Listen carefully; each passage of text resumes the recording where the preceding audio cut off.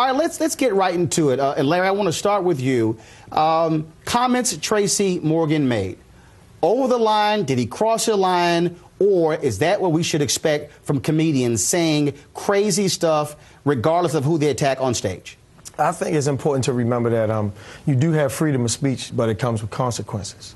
And I think that the gay community, I don't think they really mind gay jokes. I think what he said, people thought it came from a mean place. And I think that's the most important thing that got people upset. And that's why it's so much controversy. I don't think it's the fact that, oh, you can't joke on gays or you can't do this, you can't do that. I think when people kind of know when they're offended, and it's not always for us to say what specific group should be offended. Hey, Joe, is this sort of like when the Supreme Court ruled on the issue of pornography? We know it when we see it?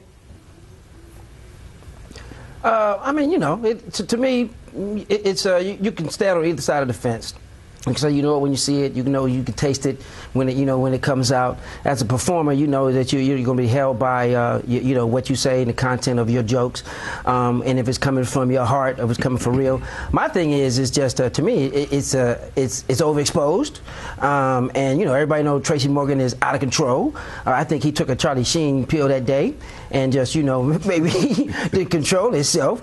But my thing is like what happened to child services? The distinction here for me is exactly that. He was advocating violence against his child, and for a lot of gay kids who are grappling with their sexual orientation or gender identity, the person that should be protecting them in a situation like this, that you think of first is a parent.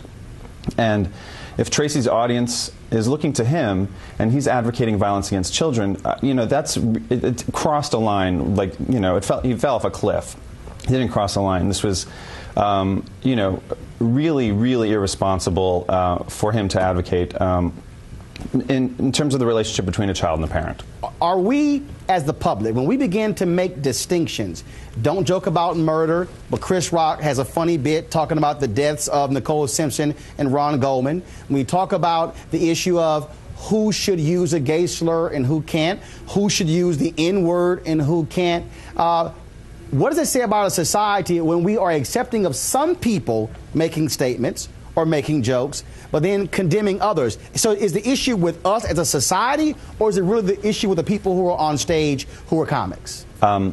This was a situation where Tracy was talking about stabbing a child because the child might be gay. If a white comedian were talking about stabbing a black child because he found out that he was black, or a child because the child was Jewish.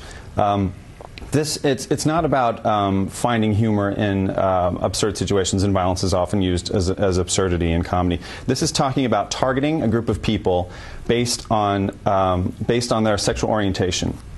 And that's where the real harm comes in. I think it grew legs because of who Tracy is and because of the platform he sits on.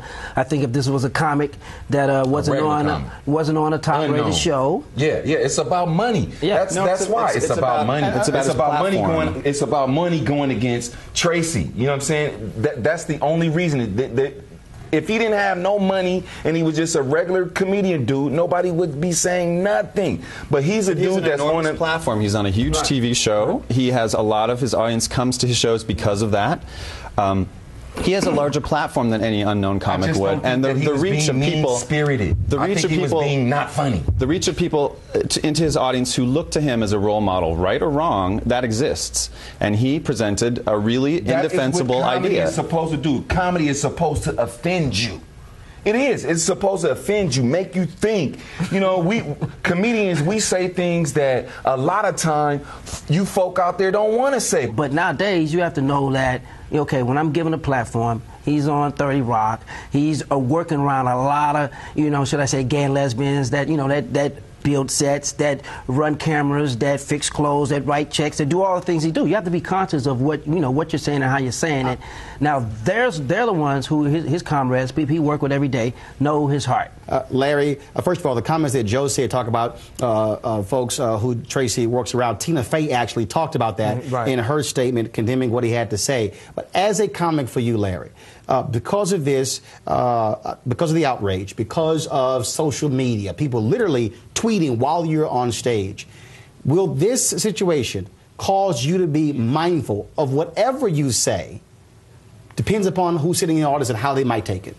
Well, I think any skilled comic should already have that factored into his routine. I mean, it shouldn't take the controversy with Tracy Morgan for a comic to know that. I think Tracy wasn't the best comic to articulate what he was trying to say. If Chris Rock had said the same thing, because he has a command of the English language and he has that kind of brilliance, that he could have said the same thing and no one would have gotten offended. All right.